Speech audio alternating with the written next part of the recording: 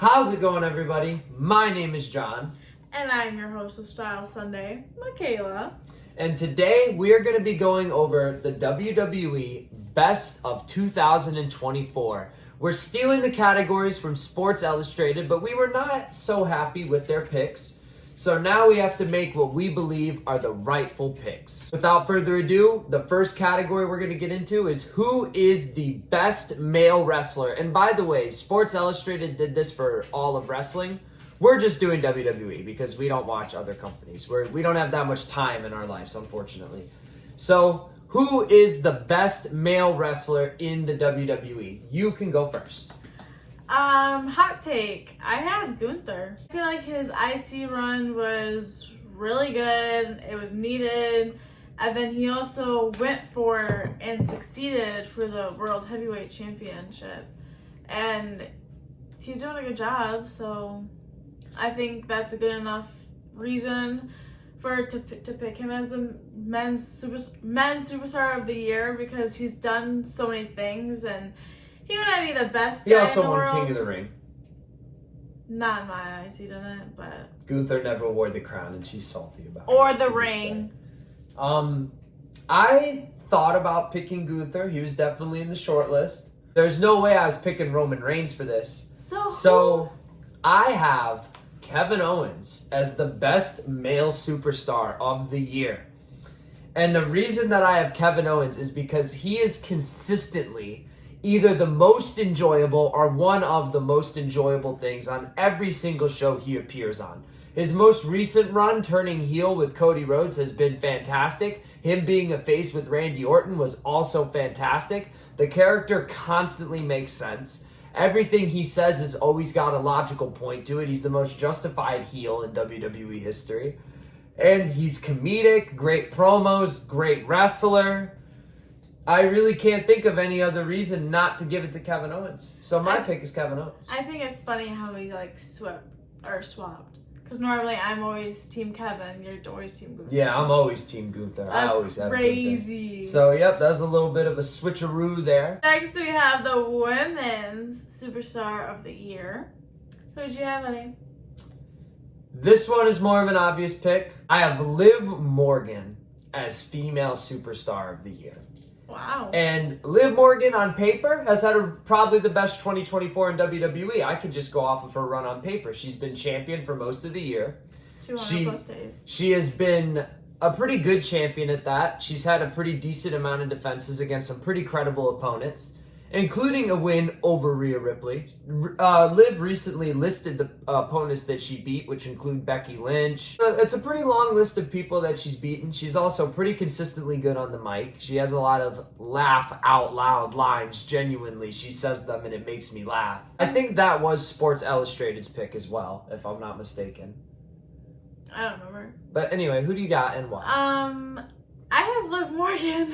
My heart and my soul wanted to pick Rhea because her WrestleMania 40 was truly really good and her Elimination Chamber was really good, but I couldn't, because if you watch Style Sunday, you know I hate Liv Morgan's attire. I hate everything to do with it.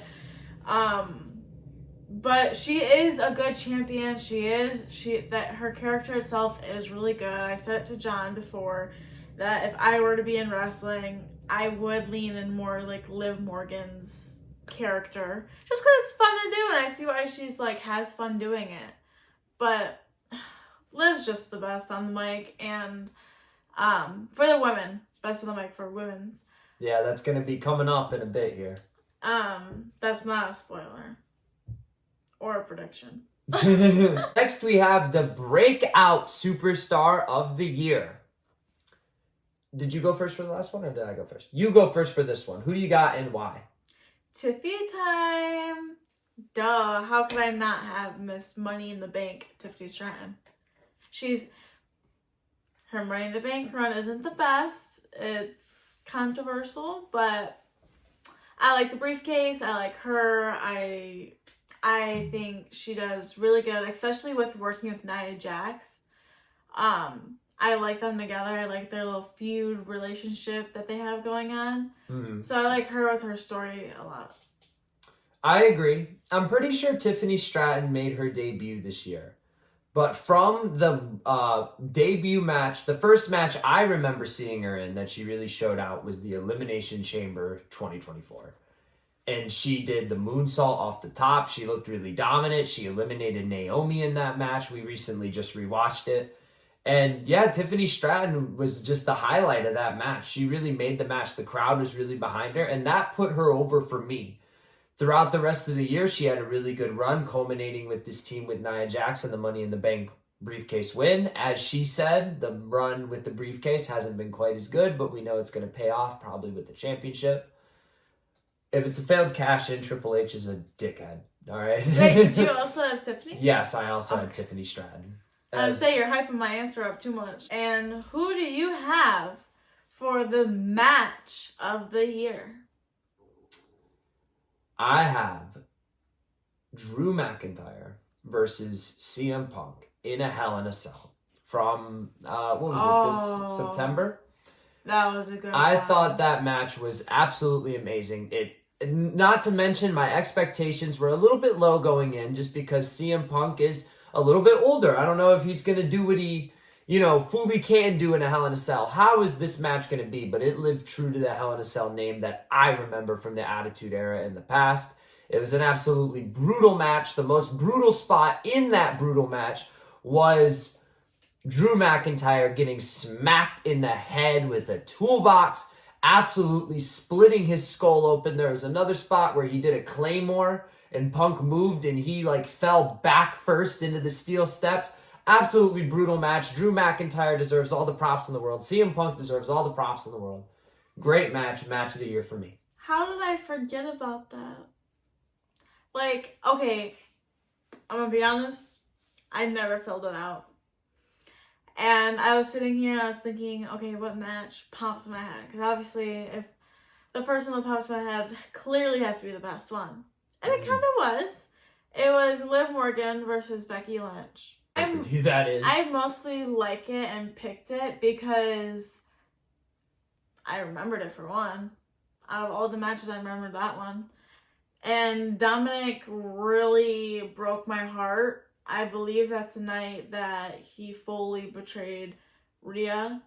And it was clear to everyone. He didn't kiss her yet. But it was, fully known, he's with Liv. Mm. And it just broke my heart. But it was... And that was Becky Lynch retirement...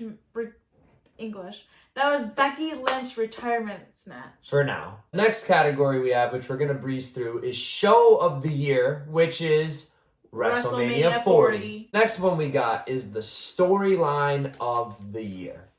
What do you have and why? I got Mr. Main Event Jey Uso. Because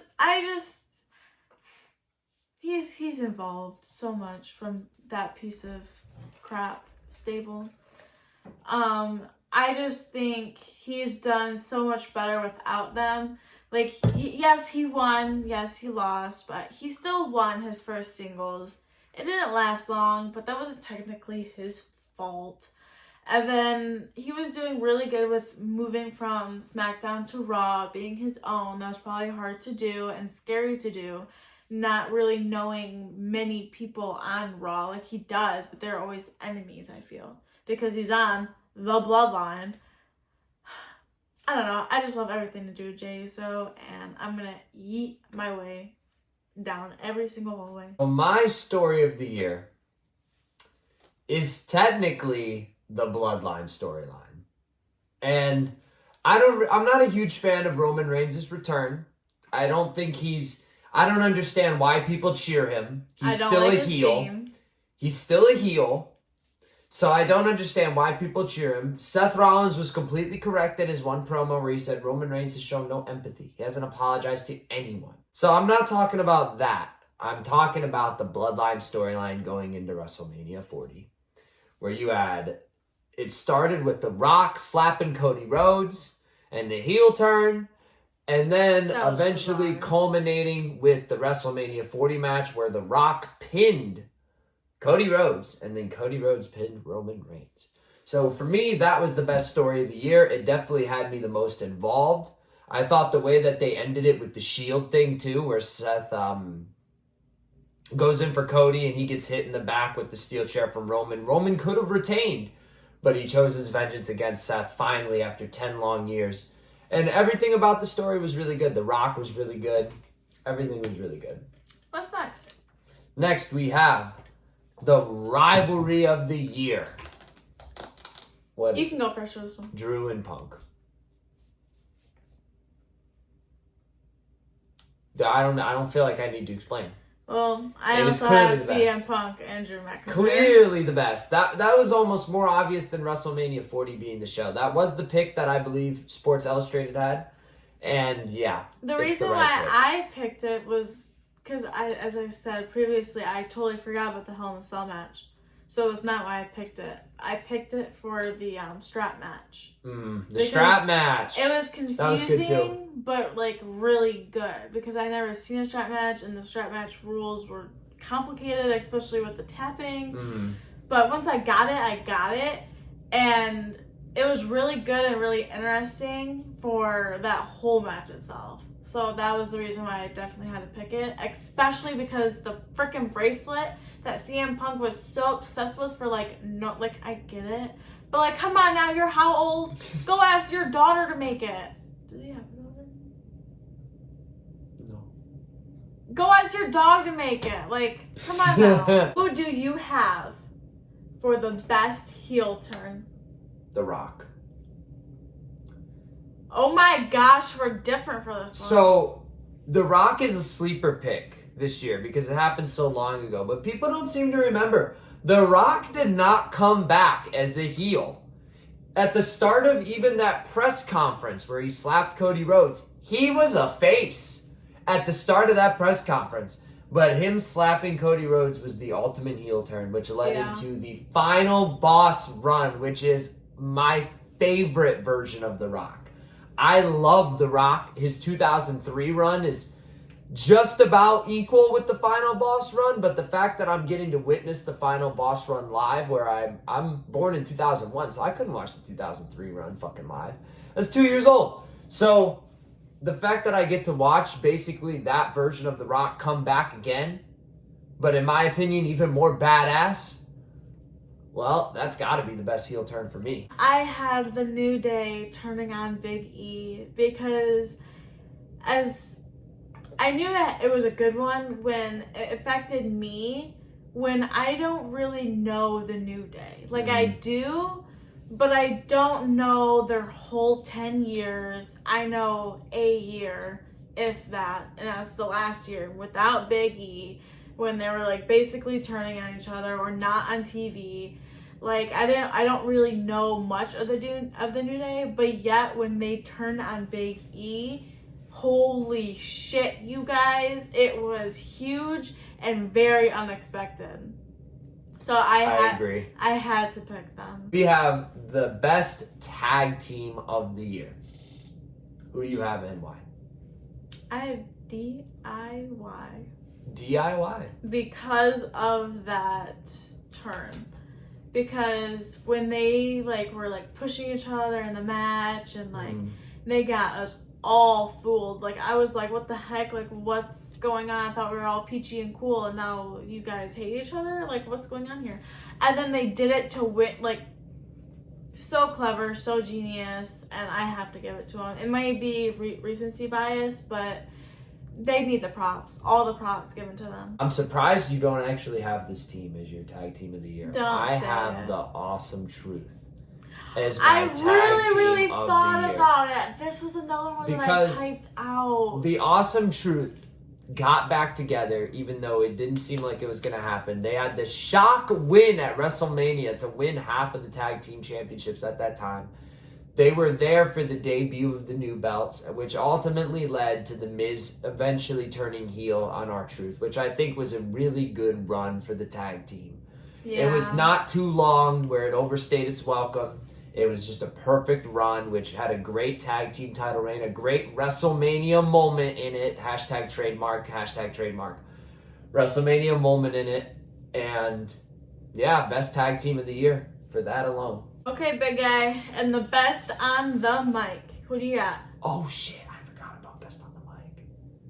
I totally skipped over that.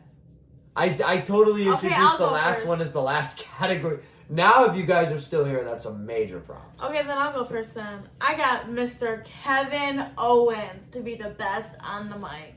No matter when, where, Kevin Owens, you give him a mic. Who? Yeah, literally. You give that guy a mic and he is going to blow your pants off and make your jaw drop within like 2 minutes. Because he's so badass. He doesn't care. If he hurts your feelings, oh well. He doesn't care. And I love Kevin Owens. I respect Kevin Owens. Kevin Owens is always right. Anything else? No. Who do you got? The On top of your Rock. head. Again. Dude, his songs. The Rock cut some of the greatest promos. Not only just promos, but Instagram videos of all time this year. Yeah. Just in the 4 months that The Rock was here, he gave more memorable lines and promos than anybody else in the company. Kevin Owens, pretty close. As I mentioned, he is my superstar of the year. He was here for the whole year, so that's the only way you can be superstar of the year.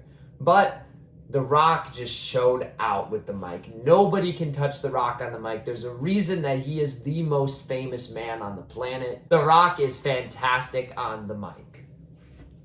You're welcome. But that is the JME Wrestling Best of 2024 award show. Dun, dun, dun, dun, dun, dun. That's our theme music. Let us know your picks that you have for each category down below in the comments. Give us a like. And subscribe if you enjoyed. And we will see you all in the next one. Peace out. Bye, guys.